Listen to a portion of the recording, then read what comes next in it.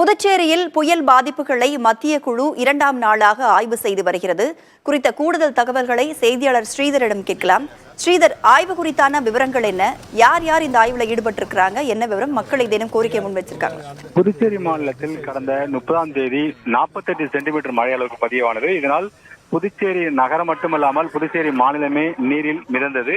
இதன் அடிப்படையில் தான் தற்போது மத்திய குழு நேற்று ஆய்வு மேற்கொண்ட வேளையில் தற்போது இரண்டாவது நாளாக பாதிப்பு அதிகமாக இருக்கும் காரணத்தால் இரண்டாவது நாளாக இன்று மத்திய குழு அங்கு முகாமிட்டு இரண்டு குழு, குறிப்பாக 7 பேர் வந்த குழு இரண்டாக பிரிந்து 2 பகுதிகளுக்கு சென்றுகிறார்கள்.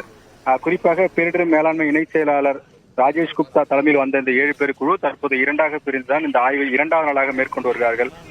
குறிப்பாக புதுவை நகர பகுதி மட்டுமல்லாமல் புதுக்குப்பம், காட்டேரிக்குப்பம், சுத்திக்கேணி, சுத்திப்பட்டு, உசுடு உள்ளிட்ட காலாப்பட்டு, பிள்ளைச்சாவடி உள்ளிட்ட பல்வேறு இடங்களில் ஆய்வு மேற்கொள்ள திட்டமிட்ட காரணத்தினால் இரண்டாக பிரிந்து இந்த ஆய்வு என்பது தற்போது நடைபெற்று வருகிறது.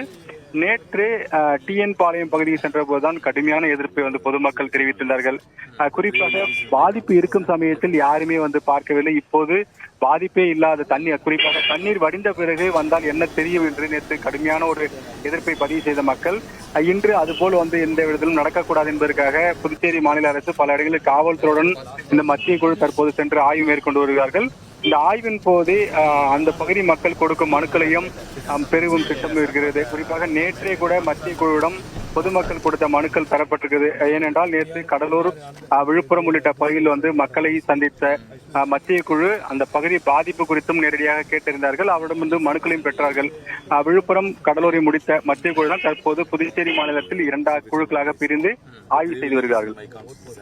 புதுச்சேரியில் 7 பேர் கொண்ட மத்திய குழுவினர் இரண்டாம் நாளாக ஆய்வினை மேற்கொண்டு வருகின்றனர். கூடுதல் விவரங்களை வழங்கியமைக்கு நன்றி ஸ்ரீதர்.